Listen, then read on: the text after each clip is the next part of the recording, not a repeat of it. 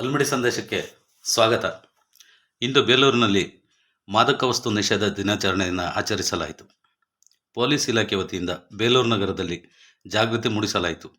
Arsikere DYSP ಗೋಪಿಯವರು, ವೃತ್ತ ನಿರೀಕ್ಷಕರಾದ ರೇವಣ್ಣನವರು, police ಇಲಾಖೆಯ ಸಿಬ್ಬಂದಿಗಳು ಹಾಜರಿದ್ದರು.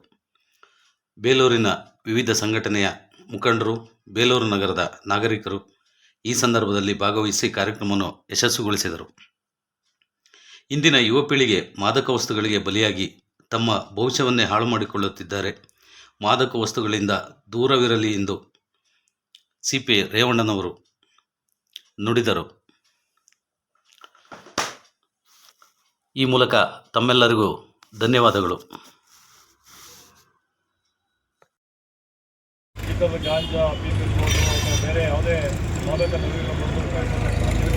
ಈ ಒಂದು ಸೊಲ್ಯೂಷನ್ನು ಮತ್ತು ಕೆಮ್ಮಿಂದು ಔಷಧಿಗಳನ್ನು ಪದೇ ಮಾರಾಟ ಮಾಡಿದ ಅಂಗಡಿಗಳಿಗೂ ಕೂಡ ಅಂಥ ಅಂಗಡಿಗಳು ಮೆಡಿಕಲ್ ಶಾಪ್ಗಳು ಕೂಡ ನೀವು ಹೇಳ್ಬೋದು.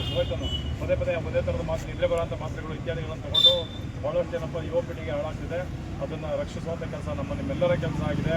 ಸಮಾಜವನ್ನು ನಾವು ತಿದ್ದುವಂಥ ಕೆಲಸವನ್ನು ಮಾಡಬೇಕು. ಹಾಗಾಗಿ ನಮ್ಮಷ್ಟು ಯುವಕರೇನಪ್ಪ ಅಂದರೆ ಸಣ್ಣ ಇದಕ್ಕೋಸ್ಕರ ಅವರು ನಶೆ ಎತ್ಕೊಳ್ಳೋಕ್ಕೋಸ್ಕರ ಇಡೀ ತಮ್ಮ ಜೀವನವನ್ನೇ ಹಾಳು ಮಾಡ್ಕೊತಿದ್ದಾರೆ. ಪ್ರಯತ್ನಗಳು ಏನಪ್ಪ ಅದನ್ನು ಭಾಳಷ್ಟು ನೊಂದು ಭಾಳಷ್ಟು ಜನ ಹೋಗಿದ್ದಾರೆ. ಅಂಥವನ್ನೆಲ್ಲ ನಾವು ರಕ್ಷಿಸುವಂಥ ಕೆಲಸ ನಿಮ್ಮೆಲ್ಲ ಆಟೋ ಚಾಲಕರು ಎಲ್ಲರದ್ದು ಕೆಲಸ ಇದೆ.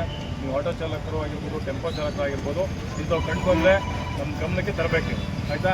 ಮತ್ತು ನಿರ್ದಾಕ್ಷಿಣ್ಯವಾಗಿ ಅವ್ರಿಗೆ ಫೋನ್ ಮುಖಾಂತರ ಆಗಿರ್ಬೋದು ಅಥವಾ ನೀವು ಖುದ್ದಾಗಾದರೂ ನಮ್ಮನ್ನು ಭೇಟಿ ಮಾಡಿ ತಿಳಿಸುವಂಥ ಕೆಲಸ ಮಾಡಿ. ನಿಮ್ಮ ಹೆಸರನ್ನು ನಾವು ಗೌಪ್ಯವಾಗಿ ಇಡ್ತೀವಿ. ಹೇಳಿದರೆ ನಾವು ಯಾವುದೇ ಕಾರಣಕ್ಕೂ ನಾವು ಎಲ್ಲರೂ ಕೂಡ ಕಂಪ್ಲೇಂಟ್ ಮಾಡಲಿಕ್ಕೆ, ಆಯಿತಾ?